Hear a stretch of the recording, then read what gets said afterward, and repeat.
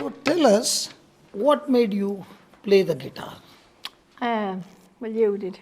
The word, I suppose, Brother Johnson, when I had met you first, we used to be singing, okay?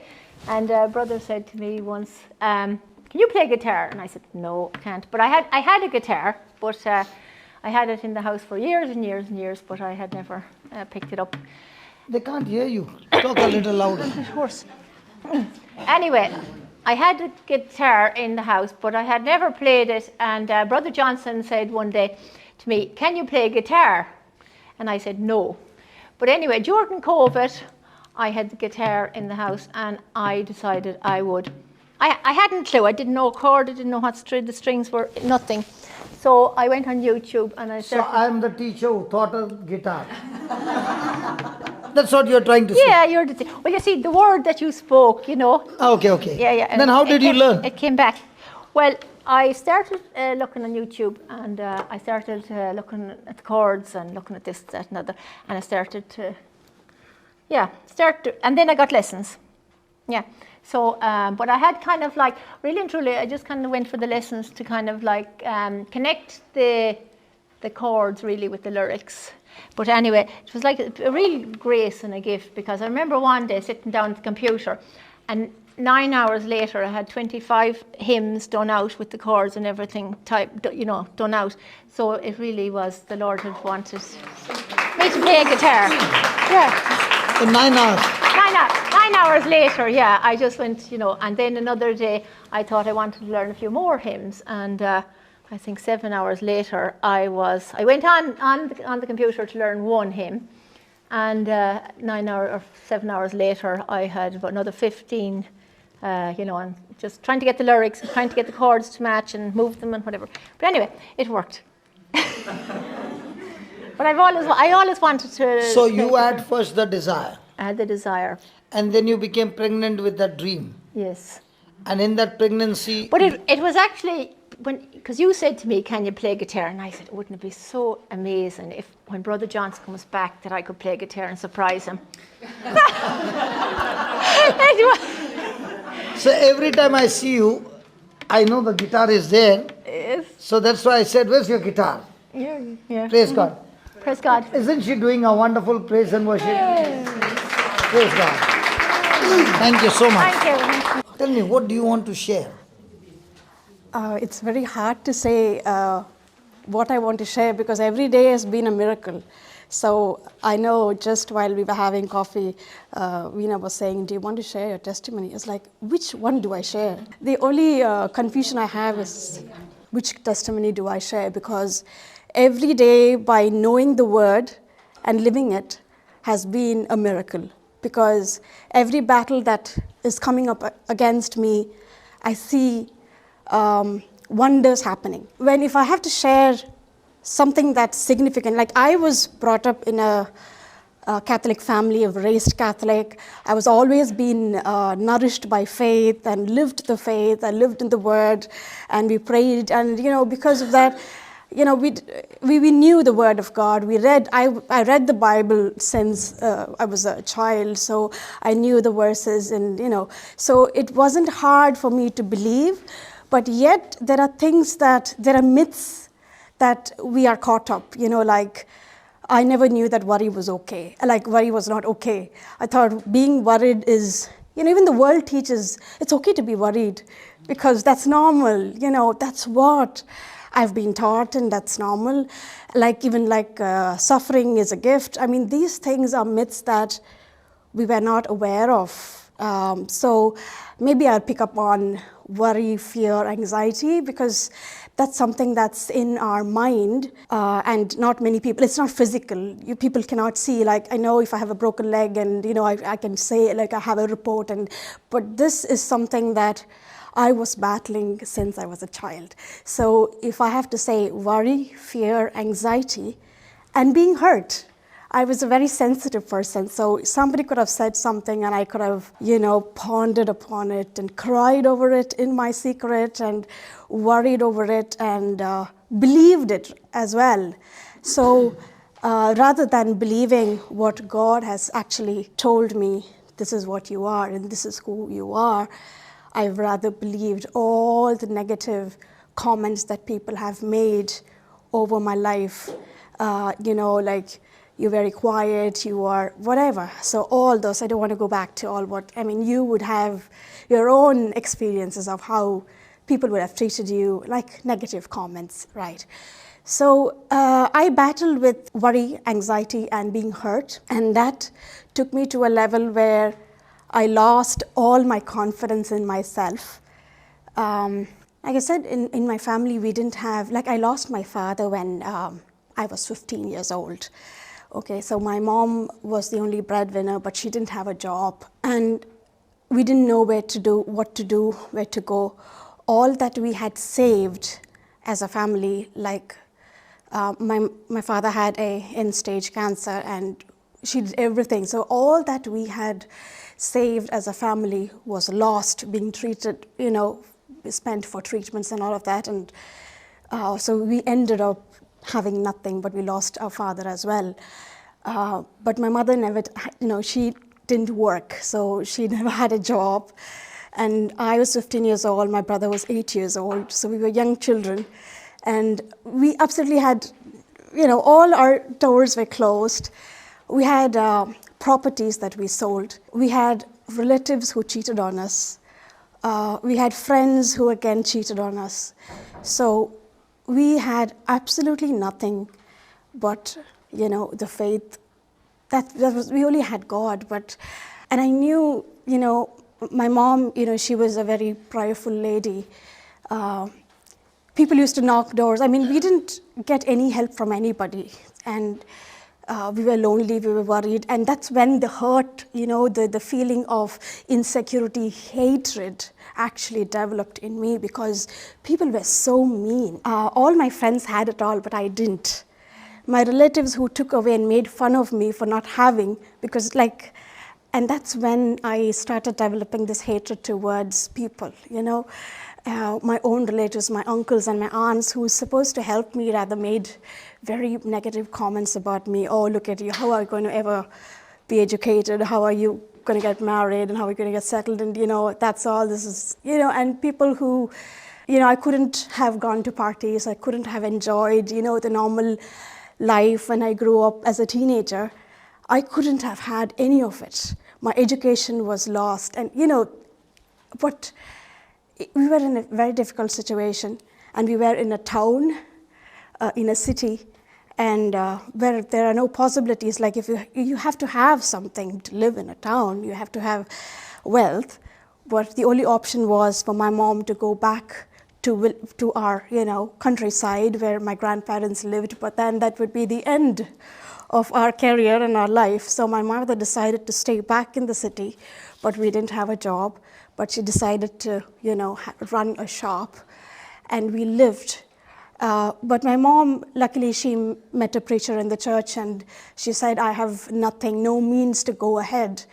And she was reminded of the scripture from, where Elijah meets the widow. And the widow says, I have only this last piece of bread and oil, and I have nothing. So, but she offers that to Elijah. And from then on, there's nothing runs out of her life. And she held on to the scripture throughout her life. And my mother is no more now, but we never lacked anything. Every single day, if somebody guests were in, Christmas was on. I remember there was not a single day that we didn't lack. If I say, Mom, I'd like to have, chicken curry, or, oh, let's go to the shop, and we had it. And it was a miracle, because even my mother didn't know how it happened. And she said was, Lord, I know that you are the Lord of this house and you take care of it. She didn't know how to run a business because she hadn't done it before. But every day, that was her prayer. Like I said, we didn't have relatives or friends come in, but we had a lot of, Pentecostal churches coming in and knocking at doors, saying, okay, what are you going to do? If you just join this, all you have to do is come join us and we'll take care of your expenses and this and that. But I remember that my mom says, even if I, and that was a strong faith that she had passed on to me. She said, even if I, die of poverty or whatever, I won't, because I have a God, and she was very strong in that faith that she had. But however, it was this hatred that I had that I couldn't couldn't let go, because people were really harsh. My friends were really harsh. They made fun of me a lot of times for not being that girl who partied, not going out, because if it was 4 p.m. that I finished my class, I had to be back home to help my mother out, to do the cooking and, all of that. I was always made fun of at school and college, so it was not easy.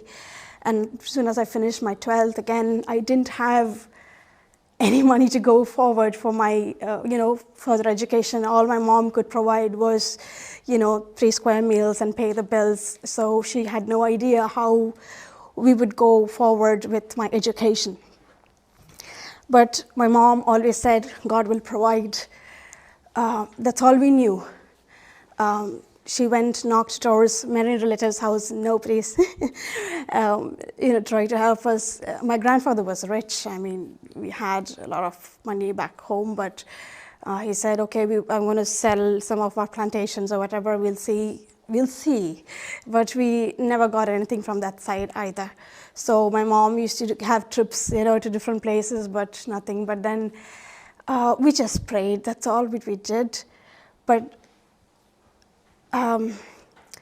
luckily, I was not a topper of the class or anything. I was just a very, very average student, very normal, first class, student. I was not a topper or anything like that. But I had an opportunity to write an entrance exam, and I got a free seat, wherein all my degree, my 4-year degree, was I had not to pay a single penny.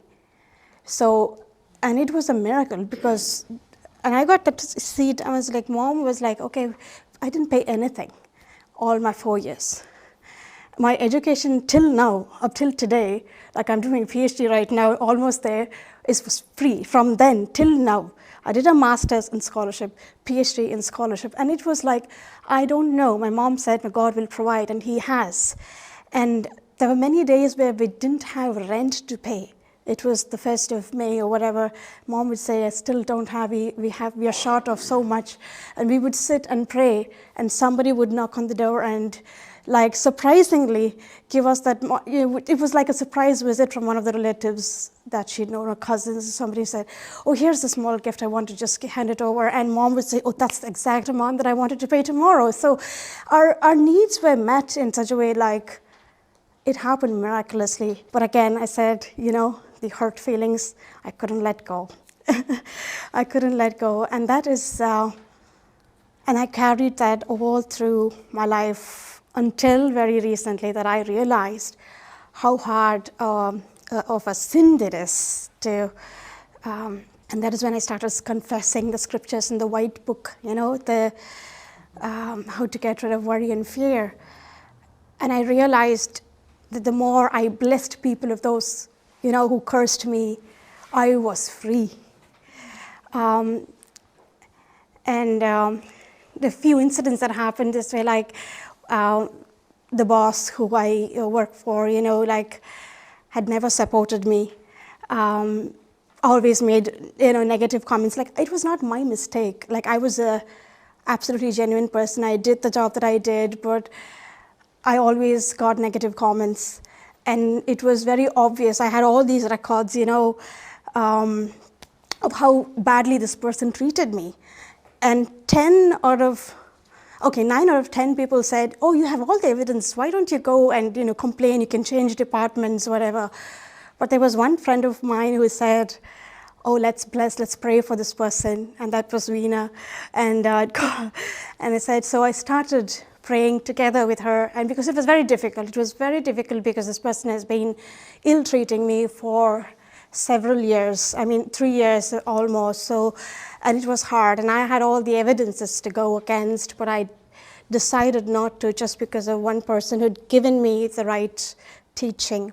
So we started praying, and then I started doing that every single day, and it was very hard to let go, because the moment I think, if somebody reminded me of the name, or, all these things would just lay in front of me, this, and I used to think this person doesn't deserve, this person God has given her common sense too. But I didn't realize it's not that the person that we are fighting against, but it is the principalities of evil. And so every single day, I started praying for her, blessing her. Not only that, I confessed Luke 2:52, like I'm favored by God and man, and so the Spirit of the Lord is upon this person's name, and the favor of the Lord is upon me as well. So, and that changed the person in, say, a couple of months. And when people asked, how's this person?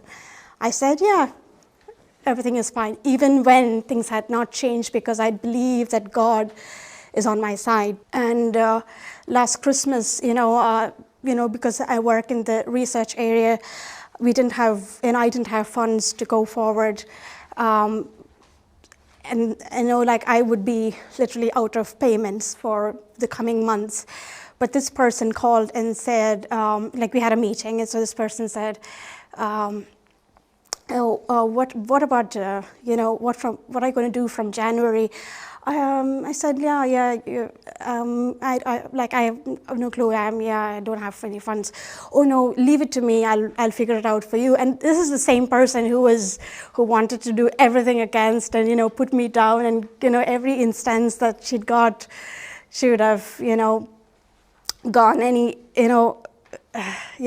So the same person tells me, oh, I know how difficult it is for you because you have a family of children, so you need to write to this person, and but I got paid through her, and it was through her intervention that my life was, the whole relationship changed, but I didn't do anything. I didn't call her out for a coffee, or I didn't do absolutely nothing but just confess the word of God, and in faith and blessing the person who cursed me. As well as, and the hurt feeling as well. If somebody would have said something about, oh, that you don't look good, or, that I could, I would have felt bad. I would have gone inside my room and cried, or, somebody would have said, okay, your hair looks certain way, or your nose is whatever. So these things we always hear, comments of how we look. So, and I used to be very conscious, look at the mirror, okay, how can I fix that pimple or whatever. So just 2 months back, I was working during the nights because I'm writing and all of that, and one of my relatives came up to see me and said, oh, Gloria, you have dark circles, your eyes are almost popping out, you need to sleep, you look look at the mirror, look this way and all of that. So the moment she said that, I was joyful because I knew that I was free. Because before that I was like, oh my God, let me go look. And I never looked at mirror, or never did I say anything to her. But I said, you know what, I'm fearfully and wonderfully made. If God has said that, who am I to deny it? So I told her, there's nobody in the world whose name is written on the palm, and he says that. And I used that opportunity to give the good news to her rather than take the negative message from her. And I didn't go back looking at the mirror if my eyes were, popping out, or if I had dark circles or anything like that. So confessing the scriptures renewed my mind. And I don't know when, I can't say exactly if this day, this time, this happened. And especially to get rid of those hurt feelings. It was so hard. It was so hard for me to pray, for people who hurted me. Not only, this is not the one person who hurted me. There's so many people who have hurted me in the past. And the best way to do that was to, say, okay, alphabetical order A to Z. A, who has hurted? So I just forgive everybody that way. So A, B, C, whoever I can remember. And that's how I was set free, and praise God. Amen. When I look into the mirror, wow.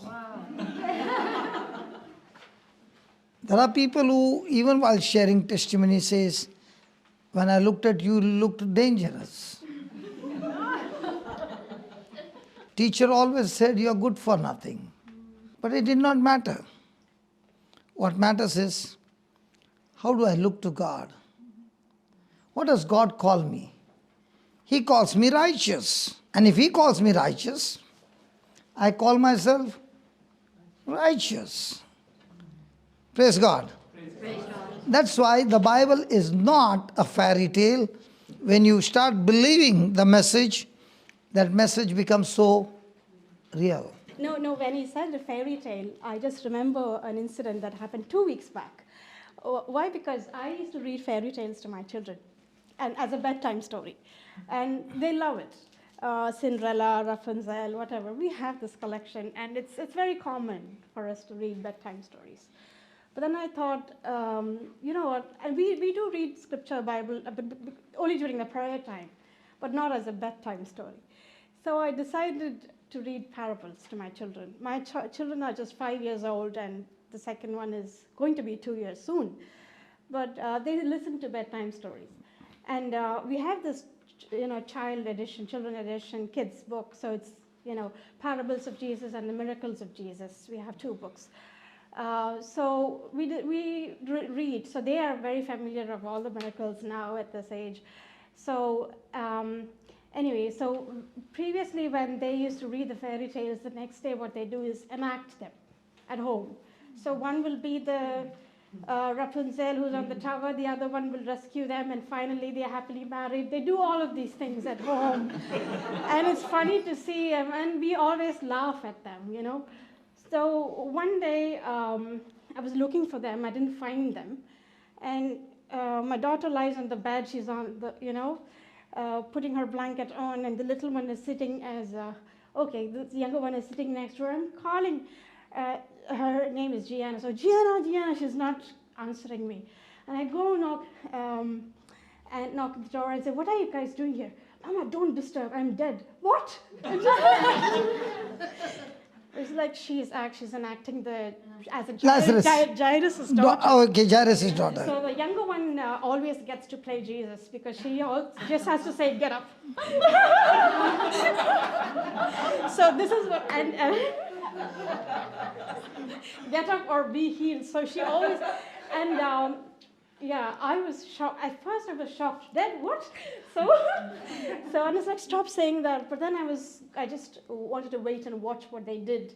And this is so amazing because I didn't realize that even fairy tales had an impact. And the moment you give the word of God, they learn by playing at that age. So I was amazed. And I never ever imagined that this would happen at home. But this is what is happening at home. I don't know what they would be playing at home now, but this is what is happening at home. And I wanted to share this because, it's amazing to see. Hold on. Do you have toys for the children? Yes. So don't get surprised, they baptize those toys. And don't get surprised, they will be in tongues of fire, fall! And they'll be doing all that. Yeah. But, that's how they build their faith. Yes. At least they are enacting. What about us? Jesus said, all those who believe, when they lay hands on the sick, they shall die. They shall be healed. Now, at least they are going and laying hands on one another. What about we elders? That's what. We can read the Bible all we want, but if we are not picking up the true meaning of what God is trying to convey to us, we might as well be reading a fairy tale. In the name of Jesus, they shall cast out demons. Worry is demonic. So when you see somebody all the time worried, do you tell that person, talk to that spirit of worry to get out of me? Now that arthritis, that lady who came, what did we deal with it? As a sickness or as a spirit? What did we say? In the name of Jesus, you spirit of arthritis, you infirmity, get out of her. Just as Jesus said, you can say to the mountain, be lifted up and be thrown into the sea, and not doubt in your heart, but believe what you say shall come to pass. You shall have whatever you say. If you teach your children this scripture every day, the next time something happens, hey, in the name of Jesus, get out. I'll give you an example. How old are your children? 5 and going to be 2. 2. In India, the lower KG will be how much? 3.5. So this child goes to school and the teacher says, today nobody is going to make noise. My head is paining, my stomach is paining. Everybody keep quiet. So the child gets up from his place and says, teacher, I want to touch your stomach. Before she says anything, he touches her stomach and says, in the name of Jesus, all pain come out in Jesus' name, and goes and sits there. And the teacher says, what's that? And after 5 minutes, she realizes the stomach pain is gone, the headache is gone, and she's waiting for the child's mother to come. And when the mother comes, she tells the child, the mother, what do you teach your children? What do you teach your child? The mother is saying, what did he do? No, he touched my stomach and he said, in the name of Jesus, pain, get out. Now, this mother was bringing the child to the Bible study with crayons and the drawing book. And she would give the child to do that, and the child would be busy in the Bible study, and the mama writing notes, and the mama is happy that the child is doing some drawing. But what the mama doesn't realize is the child is doing the drawing and at the same time looking what the preacher is doing. I had some children say, after their family prayers, everybody has to stand in a queue. Then the child will go on top of the table and then lay hands on them. And when he says fire, they have to fall. Okay? But there were times when the child said those words, the people in the family actually got healed. And that's the time they began to realize it's not just a game the child is doing by faith, but the elders are looking at it as a game. So are we reading a fairy tale book or the real book where God is speaking to us? I told that lady before going, you need to plug your ears with the teachings. I said, why the teaching? When you plug your ears with the teaching, God speaks to you. But when you're praying, you talk to God. Which one is better? God speaks to you or you talk to God? So go home and let them do more enacting. Get some toys, get some water. Praise God, baptizing, they might become a priest. Hallelujah. Praise God. Hallelujah. Put the next slide. Please, if you can't write, no problem. Take a snapshot, because these are Bible truths which need to be applied, and these are truths after Jesus' death. Go ahead. There is a sharp contrast between the Old Testament and New Testament. It can be seen as before the cross and after the cross. The Old Covenant based on the law of Moses. Now, have you heard the word covenant? Is marriage a covenant? Yes. Partnership? A covenant or a partnership? Why not a partnership? Are the husband and wife partnership or covenant? It's not a contract. Partnership is a contract. When they come together, they till the end remain separate. They don't become one. Covenant is where the two parties come together and they become one. And in a covenant, what is mine now belongs to you. What is yours belongs to me. And the reason there is a covenant is to eliminate weakness. So when God makes a covenant with us, He says, whatever is mine is yours and whatever is yours is mine. So He makes a covenant with us so that as a covenant partner, He can come to rescue us. Let me give you an example. He is Vijay and I'm Johnson. Vijay is an excellent farmer and he can grow amazing crops. But every year, sea comes, attacks Brother Vijay and takes all his harvest. So he's a good farmer, but he doesn't have the power to save his harvest. So he looks at me and says, I want to make a covenant with you because I'm a warrior. So he says, I'm very good in growing a crop, but I'm extremely weak in protecting my crop. So let's make a covenant that you protect my crop and you have right over my crop. That's the covenant. Are you following? So in a marriage, anybody married here? Praise God. Hello, anybody married here?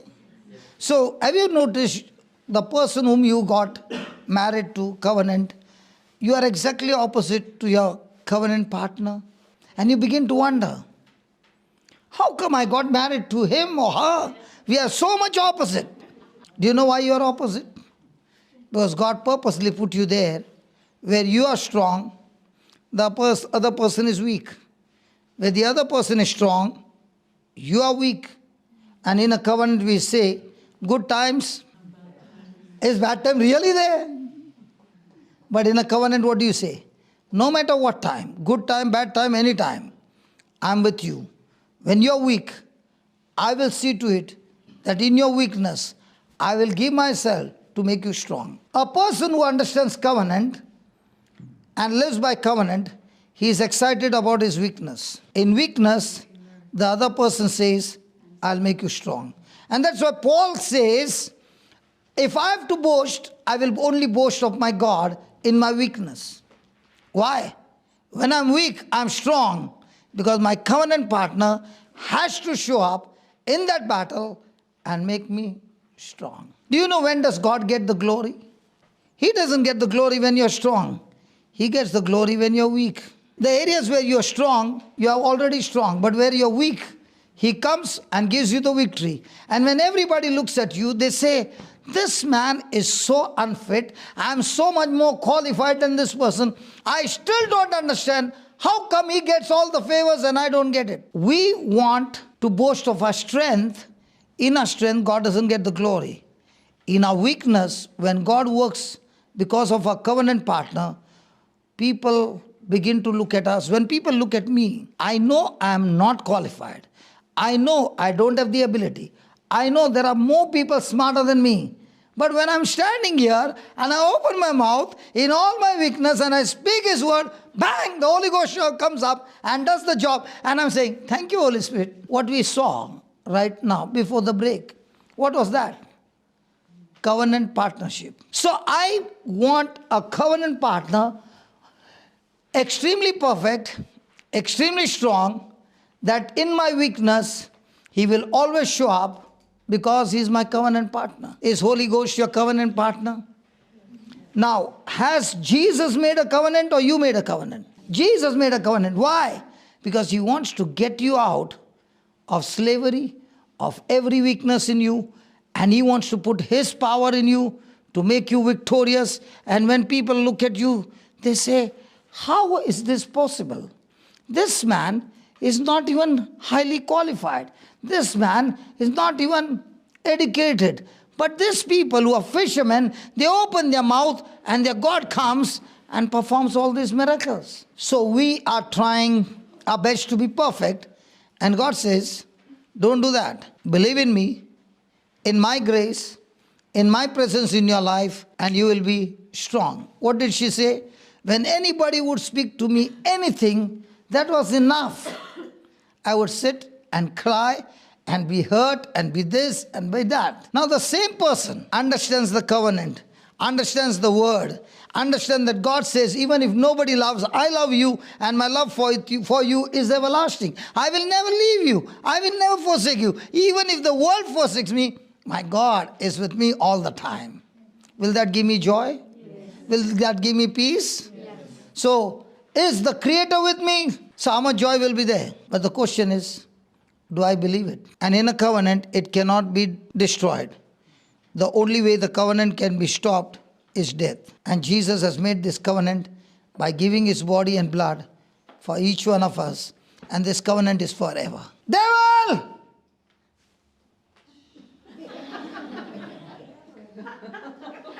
Where are you? That's what Paul said. Come on, devil, where are you?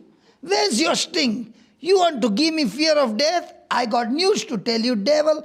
You can kill my body.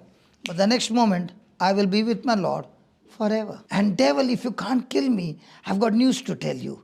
As long as I live, I shall preach the word. Whether I live or die, I am victorious all the time. Now, is Paul living on covenant, or is he living on his own sense knowledge? Covenant. So are you covenant people? Yes. Do you got creator on your side? Yes. Then why do you get hurt with people's comment? You know what the covenant says? You are the best. Let me give you an example. There are 3 ladies walking. I'm not against the woman, okay? But there are 3 women walking. All the 3 I've got jewelry. One has got a thin gold chain. Another one has got a chain that you can tie a Rottweiler with it. And the chain would snap. And the third chain, why are you laughing? In India they wear like that. You ask these Indian ladies, they don't wear, they can't deny it. I'm also Indian. Come on, talk to me. Don't they wear? So don't laugh. Even if it's 2 kg, the woman will still wear it. And then at night say, my neck is paining. God, please heal my neck. Forget it. Okay. And the third lady has got a chain with diamonds. Now all the 3 are walking, and there's a thief. He will attack whom? Diamonds. What about the Rottweiler chain? Why the diamonds? They're worth more. Why do you think the devil is after you? You are worth more than you can ever think. Why is it that he kidnapped me right from my childhood and used me in his kingdom? Because he knows the day I come to know the truth, I will be fighting like a warrior. He knows he's a go-getter. And if I can get him right from childhood and make him a slave all his life, he'll work for me. We do not know what potential God has put in us because we look at ourselves with our ability, our capacity and all that. But the day a person learns that my ability, my potential and all that, when I get in covenant with God, I can live a life beyond my imagination. Did Peter even think after Jesus' death and resurrection when he said, the game is over, I'm going fishing? And the other said, we are also coming fishing. What was there? In his mind, Jesus has died, he has crucified, buried, the game is over, let me go fishing. I simply at all stopped my fishing business for 3.5 years. I'm going back fishing. Did they go full night fishing? Did they get any fish? There was a stranger there on the shore telling them, how much did you get in today's world? You all might be not encountering with fishermen. In my country, the fishermen are who actually go in the sea for fishing. And they are the most educated, well-mannered, disciplined people who never will speak any bad language. They are full of love. The Indians will know what I'm talking about. And if a person is a stranger and says, how much did you catch? He will get a good commentary of abusive language. You go and do anything. And there is this Peter who has gone fishing, caught nothing, and the stranger saying, how much did you get? He said, nothing. And the stranger says, lower your net. And there he has a catch. He knows I can never get such big fish on the shore. But when a person is in encounter with Jesus, and Jesus gives you a word, and you follow the instruction, you will have boat full of fishes. Praise God. And John says, that's Jesus. Now what happened to Peter? He jumps out of the fish, out of the boat and comes to Jesus. And Jesus says, do you love me? What does Simon say? You know I love you. What does Peter say? You know I love you. You know that I love you, right? What does Jesus say to him? Feed my sheep. He says, your job is fired. I had put you on the top position. I will build my church. And I gave you that top position and you denied me. You're fired. Don't you ever look at me again. Did he say any of those things? No. He said, go and feed my lamb. Did Peter know the potential that was in him? No. The devil said, the game is over. Go fishing. What about the 3.5 years training? He asked him again 3 times. And 3 times he said, go fishing. Where did Peter go? Peter went crying to John and all of them and said, we have to close down our fishing business. He has told us to get back into His business. Is there anybody who loves Jesus here? Yes. Jesus is saying, go fishing. Is He saying, go fishing, or is He saying, feed my lamb? Feed my lamb. Do you really love Him? Yes. You mean to say I should not go to work? You go to work and fish there. Feed the lamb there. Did He even know when Jesus said these words, 50 days after that, He would be filled with the Holy Ghost and do supernatural things? It is our believing. Just our believing that opens our future. And believing through the scriptures. I was also sitting like you are sitting. But the difference between me and you is, at least you know your name. I did not know my name. I had lost memory. I had demons troubling me. And when you must have seen sometimes people roll on the floor, that was my life. And that same Jesus loves me in spite of all the wrong things that I did. His love is never based on my performance. The day I learned that Jesus loves me not on my performance, but He loves me the way I am. So I'm not under any pressure to perform well to get His love. I get His love as I am. And when I taste His love, I want to run for Him, not because I'll get something from Him, because I've already got salvation from Him, heaven from Him, cleansing from Him. He has made me righteous. And all that I got from Him is faith. The law of Moses says you got to perform to get God's love. And Christ says, I've done it for you. All you need to do is believe in me, and that love will overflow in you. So are we people of performance, self-effort, or believe effort? Are we going to be self-effort or believe effort? So every time your battle is about performance or fighting against unbelief to believe. What pain you had? Whatever you had when you walked inside the door, you heard the voice of God talking to you. It has left you. Whatever bondage, whatever fear, whatever worry you had, it's ripped up from the root and you're set free. That's what the word does. Put the next slide.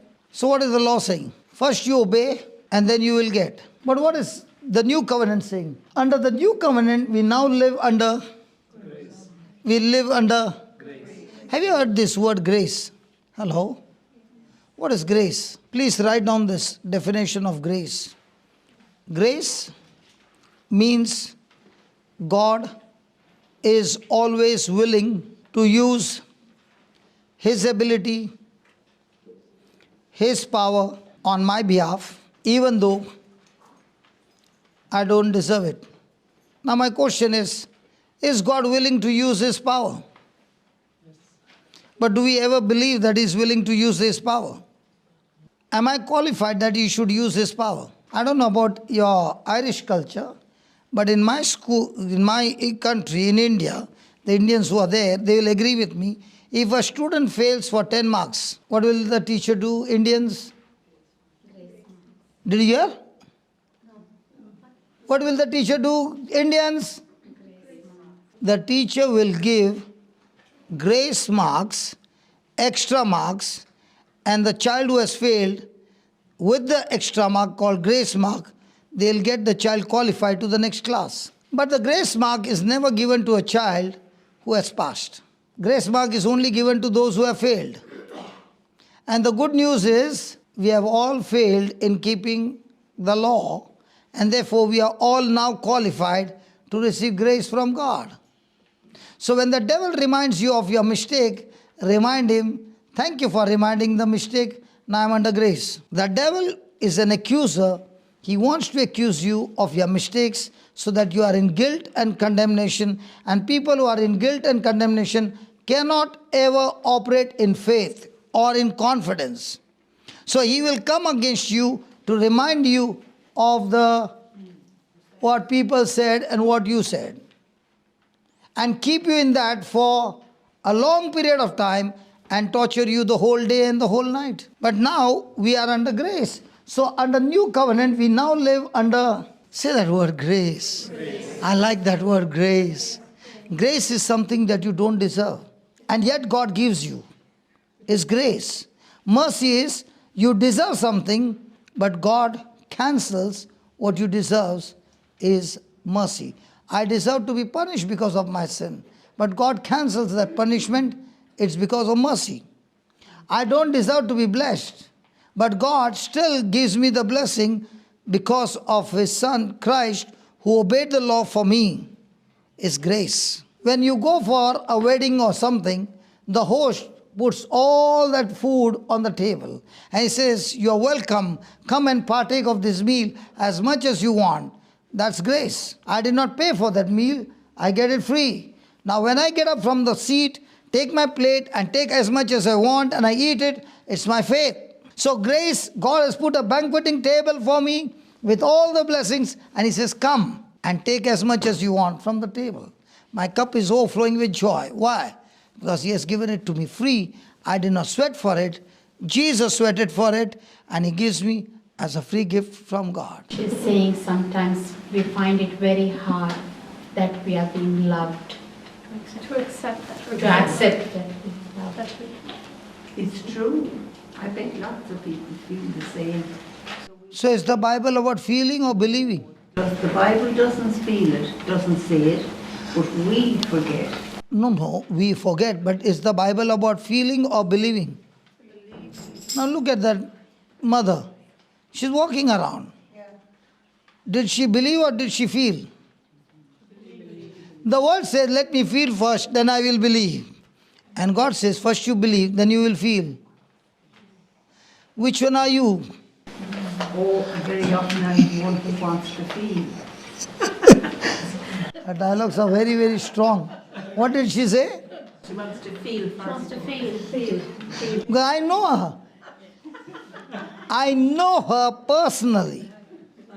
And her dialogues are very strong, and it will be a spin that will make you laugh. Yeah. But it's true, isn't it? Listen. I know. I'm ashamed of it, but there it is. Okay. Thomas said, "Unless I see Him, unless I touch Him, unless I feel Him, I shall not believe." 7 days later, Jesus was standing there. And He said, "Thomas, come here." What's your name? Monica. Monica, come here. Jesus said, "Come and touch me. Come and feel me." And Monica said, "My Lord and my God." And Jesus is saying to Monica, Monica, you believe me because you have seen me. But remember, Monica, blessed are those people who have not seen me, neither have touched me, neither have felt me, but they believed my word and they agreed to my word, are the ones who believed in me, are the ones who are blessed. So Monica, tell me, which one do you want to be? First see me and then believe? Oh Lord, I believe you even though I don't see you. We all slip, but we got to come back to the scripture.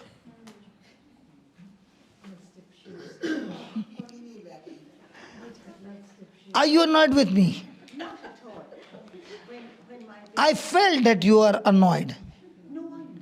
But I feel that you are annoyed. I'm feeling that you're very annoyed with me. You did not hear what I said. I feel that you're very annoyed with me, you're bitter with me, you're angry with me, but you're putting a mask on your face. I believe you because you know I don't feel like that. But I wouldn't think like that about you. But what about my feeling then? God help you. So is it my problem or your problem?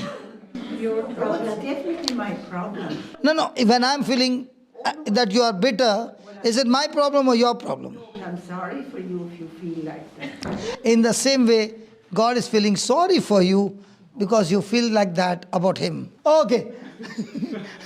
Under the new covenant, we now live under grace because of what? Because of what?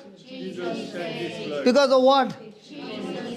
When He shed His blood for us on the cross. Now when Jesus shed His blood on the cross, has He washed us clean? Has He set us free from all guilt? Has He set us free from all curses? Yes. So is it going to be based on feeling or the truth?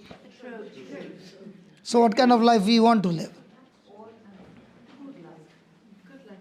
But the good life will come on feeling or truth.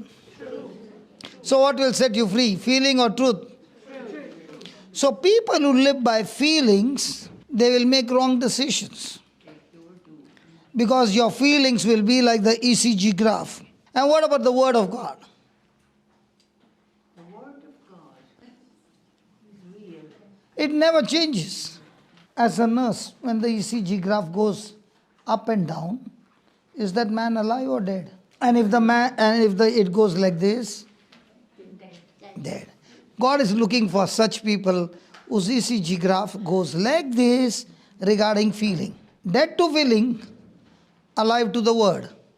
And the Word never fluctuates. What about medical science? Your license will be taken away. I don't want you to answer. What about medical science? Is it the same or it starts fluctuating all the time? You can speak. You can speak. When we were small, we were told eggs are good. After some time, they said eggs are very bad. The white is good, yellow is bad. Now they say the yellow is good, white is bad. Come on, it fluctuates. Why do I want to rely on something that fluctuates? Why not rely on the Creator who created all things perfect?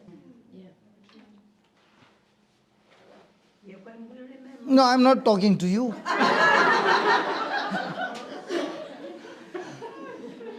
Because you are dangerous. You will kill my time.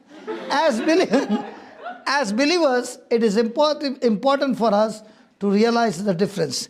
See, listen, one thing I love about her, she might speak a lot of things because she wants to know. And the one thing that when I met her, she said, from the day you left, I've been hooked on the YouTube every day, every hour, and I don't know how much my life has changed completely. Please tell me, when are you going to India? I want to follow you in India so that I can learn the scriptures one to one. Yeah, because I do forget them sometimes, you see. Yes, so I'm also scared about her that she will question and question and question and keep me from going further. My apologies. I love you. Praise God. Now, how do we understand the scriptures profoundly impacts how we live our lives and the results we experience. Now, this statement is so very important because when we read the Bible, we know it is the Word of God. Agreed? Yeah. Agreed? But we need to know, is this Word of God talking about the Old Testament before Jesus' death and the New Testament after Jesus' death? Let me give you an example. Do you say the Our Father? Yes. What do you say? Our Father. Come on, continue. Who art in heaven, hallowed be thy name. Thy kingdom come, thy will be done on earth as it is in heaven. Give us this day our daily bread, And forgive us our sins as we. In other words, you're saying, if I don't forgive, you don't forgive. Is this prayer given by Jesus when he was alive or after his death? So was Jesus himself under the law? So does Jesus have to perform under the law? So to receive forgiveness, who has to forgive first? I have to forgive first. And when I forgive first, then God will forgive. Is it the law of Moses? The law of Moses says, first I perform, then God will perform. Is that right? Now everybody is looking at me because the walls are going to crash and nobody wants the walls to crash. Let the word of God crash those walls. Now, did Jesus give this prayer before his death? Yes. Okay. Now let's see, after his death, under grace, what happens? Can we see that? Okay, let's go to Ephesians 4, the last scripture. And be you kind one to another, tender-hearted, forgiving one another, even as God for Christ's sake. So which one comes first after his death? Now my question to you is, has Christ taken sickness and disease in his body? By taking sickness and disease, will he forgive you or has he forgiven you? So which one came first? If the enemy is still giving you unbelief, I'll put more and more scriptures to prove my case. See, I cannot give you something that I don't have. I can give you only something that I have received. Under the law, you forgive first, and then God will act on that and forgive you. But under grace, Christ has already forgiven me, and because I've been forgiven, now I can forgive you. Do you remember the parable that Jesus spoke? Peter came and asked, how many times should I forgive? And then Jesus gave a parable to tell him there was a king. And one day he took accounts of his servants. One of the servants he found had to pay him 10,000 talents. How much? 10,000. So the king said, take his wife, take his children, take his land, take him, sell them all, and whatever money you get, put that money in the treasury. When the man heard that, when the servant heard that, he began to plead with his master, and he had compassion on him and forgave him. Is he only saying that? Or is he saying he cancelled his debts as well? He cancelled his debts. So the servant got forgiveness of how much? 10,000 talents from his king. Has he received that? Yes. He was set free. Now he met another servant, his colleague, on the way, who was supposed to pay him 100 shillings. Did he ask him to pay him? Yes. And when he had no money to pay him, did he catch him by his throat? Yes. Put him in the prison? Did he have any compassion on him? Did he forgive him? When the fellow servants saw what happened, they told the king what this servant had done. So the servant was summoned, and the king said, you wicked servant. And he said, I forgive you of 10,000 talents. Were you not supposed to forgive your fellow servant of 100 shillings? Now think for a moment. If we have committed so many blunders in our life, and the punishment is 10,000 talents, which we cannot pay, that is the blood of a sinless blood, sinless life, somebody else paid it for us, right? So did we get forgiveness of 10,000 talents? Who forgave first? Who moved first in the New Testament? Jesus. God through Jesus. Has he forgiven us? Yes. How much? 10,000. And how much do I need to pay my fellow servant? 100 shilling. In Indian currency, crores and crores of rupees that you have received, debt cancellation, and only 100 rupees that somebody has to pay you. Now when you have received crores and crores and crores of rupees, is that 100 rupees any figure that will match what you have forgiven? In euros, billions of euros, and you have to pay somebody 1 euro. Only when a person understands how much God has had mercy and forgiveness, now he's saying, be you kind one to another, tender-hearted, forgiving one another, even as God, for Christ's sake, has forgiven you. So who received forgiveness first? I moved first or God moved first? God moved first. In the Old Testament, who moves first? I got to move first. Now when Jesus said those words, was he under the law? Yes. When he shed his blood, did the law, God abolished the old covenant, and now did Jesus set a new covenant? Yes. So do we live under the old covenant or new covenant? New covenant. Cheers. I'll give you some more scriptures, because this concrete wall has to break. Colossians chapter 2, verse 13. Look at that. And you being dead in your sins. Is the sin giving us spiritual death? Yes. Torture and torment? Yes. And the uncircumcision of the flesh, of your flesh, has God what? Quickened.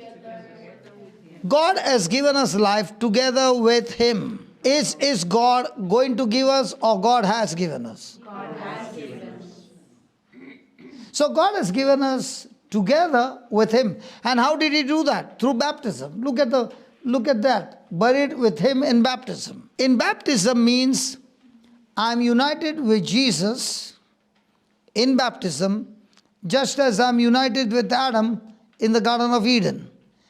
Adam's action made me a sinner. Jesus' action made me righteous, if only I believe. When you got baptized, did you get baptized in Christ? Yes. But do you believe that when Jesus died, you died with Him? Yes. Do you know that? There are many of us who don't know it. The Bible says, do you not know that when you got baptized in Christ, you got baptized in His death? You got baptized in His burial, and therefore we were buried.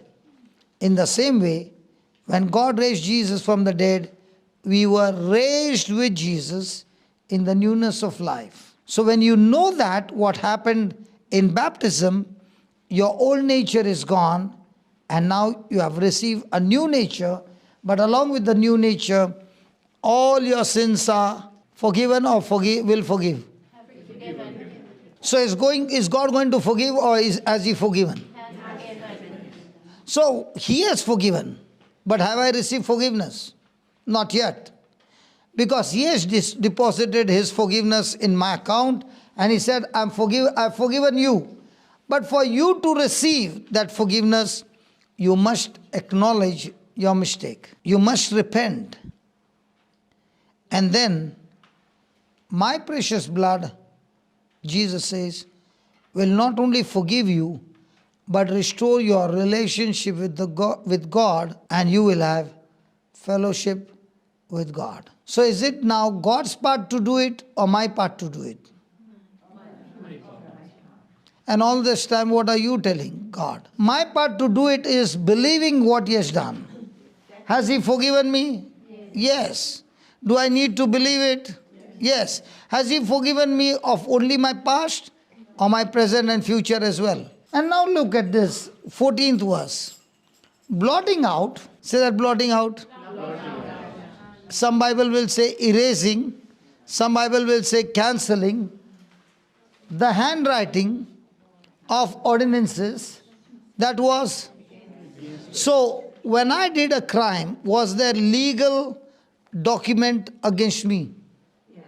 Was that legal document demanding punishment and hell for me? So what did Jesus do? He took that document that was against me, erased it, cancelled it, wiped it, destroyed it. And how did He do that? The document which was contrary to us, Jesus took it out of the way, and Jesus nailed it to His cross. Now when you look at Jesus on the cross, what do you see? The Romans were crucifying Jesus. But the Bible is saying, when the Romans were crucifying Jesus, Jesus at that time was crucifying every document of ours which was against us, and He nailed it on the cross. And on the cross, when His blood was shed on that cross, all those documents were completely destroyed against you, and you were set free. Now, is this a done thing, or God will do it? So what do you do now? Believe. Do you know when you use the word repentance, that puts fear in me, like I have to suffer for what I did. No. That the word repentance means believe in Christ to change your life. Repentance doesn't mean you change your life on your own. No. Again, wrong. You believe in Christ, that by His mercy and by His grace, you will be able to change your life. Because if I have to change my life on my own, then why do I need Jesus? Because I can't change my life, Jesus gives me His mercy, Jesus gives me His grace, and by that I can change my thinking and change my life. Even I like that. Let me give an example to prove my case. It's good to give an example. The younger son left his father's house. Did he live a bad life? Yes. All that his father had given, did he destroy it? Yes. Now, in that destruction, did he go more and more into a mess? Yes. Now, was he in a condition where he was eating the food of the pigs? Yes. Did he have any power from his side to be restored? No. Was his life completely in ruins? Yes. Now, is the Bible saying one day he came to his senses? If he had not to come to his senses, he wouldn't have taken a U-turn. He came to his senses and began to think and began to consider. If I stay, I will be dead. And he began to consider, in my father's house there are many servants. And here I am a servant in this country. But the difference of my father and this master whom I am working for, he has no mercy. I am eating the food of the pigs. But in my father's house, he takes care of his servants so well that they are well treated, they are given good wages, they are well fed and everything. Now when he came to that senses, he made a decision, I'll go back home, not as a son, but as a servant, asking my father, treat me as one of your servants. Who gave him this power to consider? God. In the same way, who gives us the power to consider? If God doesn't give you the power to consider, you will never understand the scriptures. Unless the Holy Spirit comes and makes you understand, you will never be able to understand. Put that John. Sorry, taking what you said there about people being on the wrong, the prodigal son being on the wrong path and being in a very bad place in their lives. And, they don't consider. How do people that are of the word help them to consider? I'll speak to you. 16? 8. Yeah, just put that 16:8. When the Holy Spirit has come, your question. When the Holy Spirit has come, He will reprove the world of sin, of righteousness and of judgment. And what is that sin? See, He says, what is sin? Because they believe not in me. Unless the Holy Spirit opens my mind, I will never be able to understand it. So what should be your prayer? Open the mind of that person. That's all. And that's why that unsaved loved one prayer in that white book speaks about, Lord, let my unsaved one, let his mind be open, that when the preacher comes and preaches, let him receive the word. So unless it is given, can a person receive? Unless Saul had first the action of Jesus on his way to Damascus, and he had that encounter where he heard the voice, do you think Saul the Pharisee would have become an apostle? Many a times people say about sin, how many people did Paul kill when he was Saul? There's no count. Might be in hundreds, might be in thousands. But did Jesus condemn him, or did Jesus show him mercy and grace? So if Paul can get mercy and grace, how much more you and I can get mercy and grace? It's okay. I'm happy when the ringtone starts. You know why?